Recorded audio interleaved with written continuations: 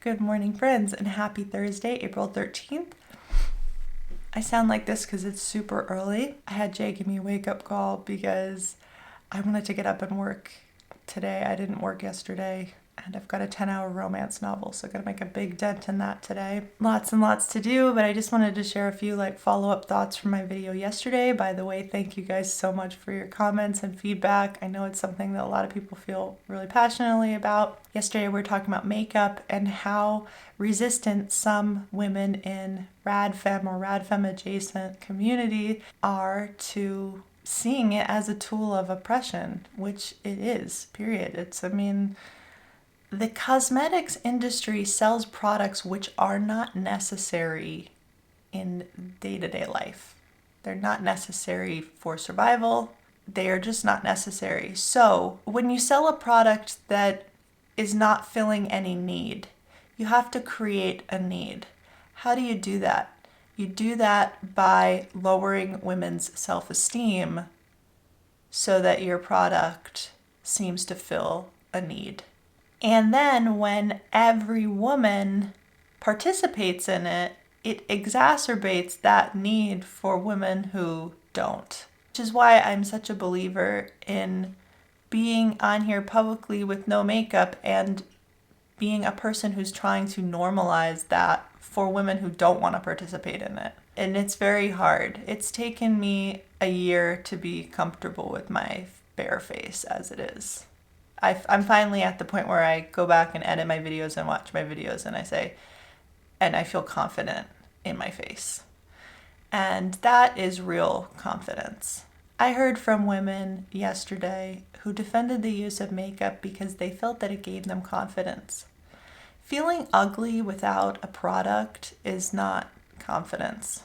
Having to give your money to an industry which is largely run by males in order to buy back some confidence is not confidence. It's just not. Being able to be in public in your bare face and feel that you're good enough as you are and that your value comes from something other than, how rose your cheeks are or how filled in your brows are.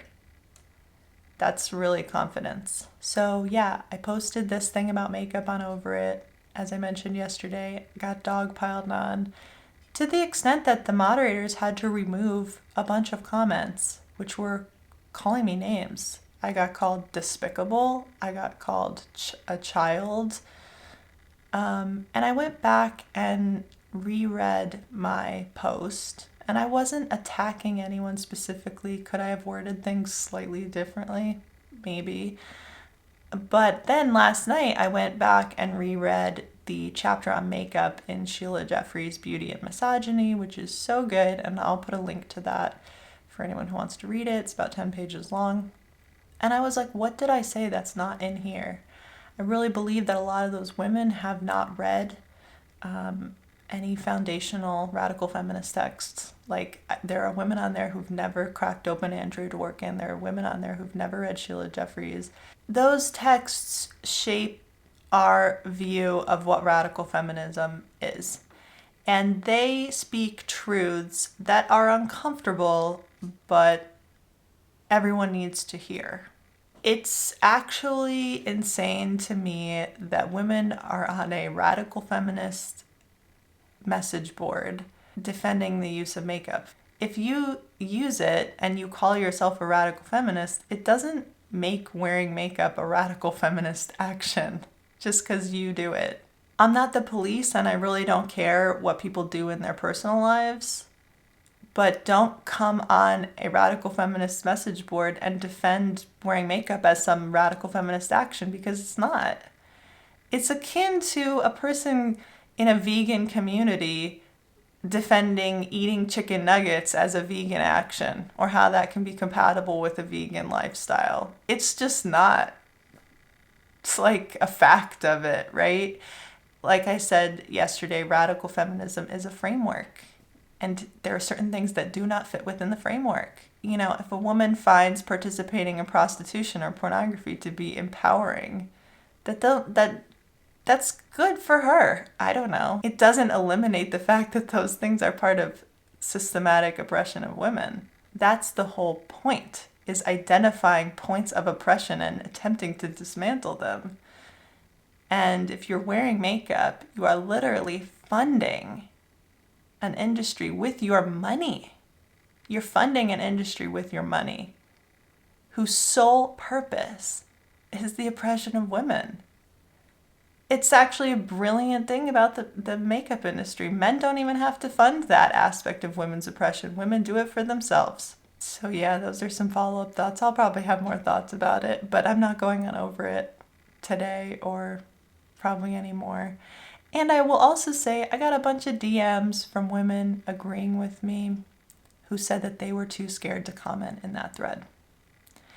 And that tells you really everything you need to know about how women who are actually espousing anti-feminist ideas are shutting down discourse amongst other women. And they should be ashamed of that. That's shameful.